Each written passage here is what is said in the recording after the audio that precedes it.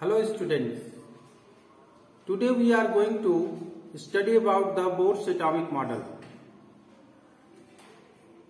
Bohr's atomic model was the first to give the satisfactory atomic model of the hydrogen-like atoms, which explains successfully the stability of atom. Bore से पहले stability of atom के बारे में बहुत ज्यादा काम नहीं हो पाया था। रदरफोर्ड का ये मेन ड्रॉबैक था कि एटम में पॉजिटिव और नेगेटिव चार्ज होते हुए भी ये स्टेबल कैसे रहते हैं, ये आपस में अट्रैक्ट करके एटम्स को डिस्ट्रॉय क्यों नहीं कर देते या खत्म क्यों नहीं कर देते।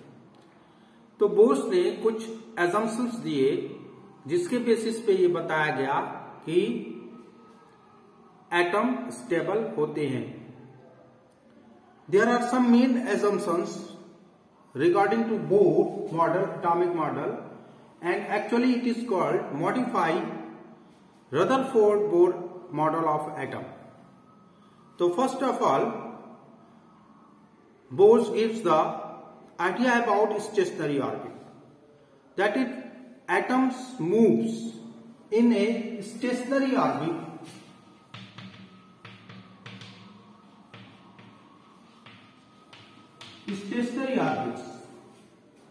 Around the nucleus. तो इलेक्ट्रॉन जो होते हैं वो अलाउड एनर्जी लेवल में ही मूव करते हैं और बोर्ड के अकॉर्डिंग ये सर्कुलर ऑर्बिट होती है। क्यों? क्योंकि ये सबसे ज्यादा सुटेबल हाइड्रोजन लाइक एटम्स के लिए ही हुआ। These orbits are called stationary orbit.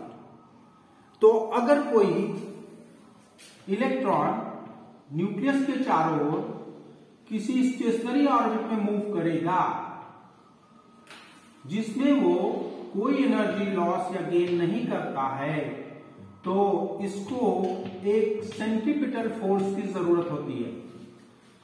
Every circular motion required A centripetal force for their circular motion, and this necessary centripetal force is provided by the Coulomb's electrostatic force.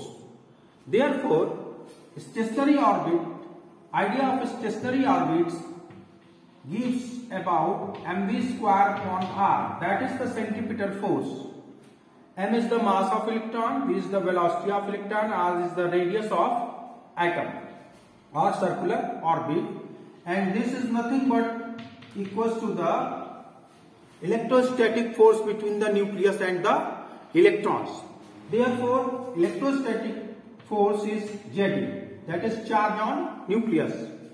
Z is atomic number, E is elementary charge, and this is also multiplied by E, that is charge on electron, and R square. Therefore, necessary centripetal force is given with the help of electrostatic force, that is Coulombic force, and R is the radius of stationary orbit. This is the first assumption given by the Bohr, that is the idea of stationary orbit. Now second assumption is quantum condition. It follows that the stationary orbit, one is those which angular momentum of the moving electron is an integral multiple of h upon 2 pi. That is the second assumption, that is quantum condition.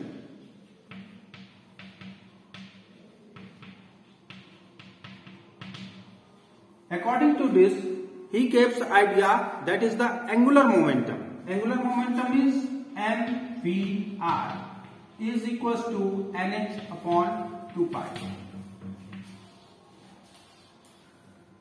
It means that the energy of the orbital is discrete, means no energy is evolved or absorbed by the electron. There is no escape of energy when the electrons are moved in a stationary orbit. This is called the quantum condition given by the Bohr. तो इससे पता चलता है कि अगर stationery orbit में कोई electron move करता है तो न तो वो एनर्जी गेन करेगा न तो वो एनर्जी लॉस करेगा।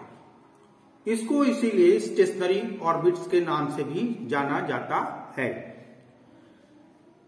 थर्ड assumption given that अगर इलेक्ट्रॉन हायर एनर्जी से लोअर एनर्जी में जाए, लोअर एनर्जी स्टेट में जाएगा या लोअर एनर्जी स्टेट से हायर एनर्जी स्टेट में आएगा तो दो ऑर्बिट्स के बीच के एनर्जी डिफरेंस के बराबर एनर्जी लॉस या गेन होगी। And this is constant, that is h nu is equal to E final difference E initial. That is the energy absorbed or evolved by the electron when it is goes from higher level to lower level or lower level to higher level energy level. And this is nothing but frequency condition it is given by the Bose. These assumptions successfully explain the stability of the atom, that is positive charge acquired by the protons which are stay in the nucleus, and the electron, those are negative charge, can revolve around the nucleus, and required centripetal force is given with the help of electrostatic force between the electron and the nucleus, and the angular momentum is integral multiple of h upon 2 pi, h is the Planck constant. These are the assumptions given by the Bose is successfully explain all the problems that are preceding scientists like Rutherford and Thomson model does not explain successfully. And this is all about the Bose atomic model. Thank you.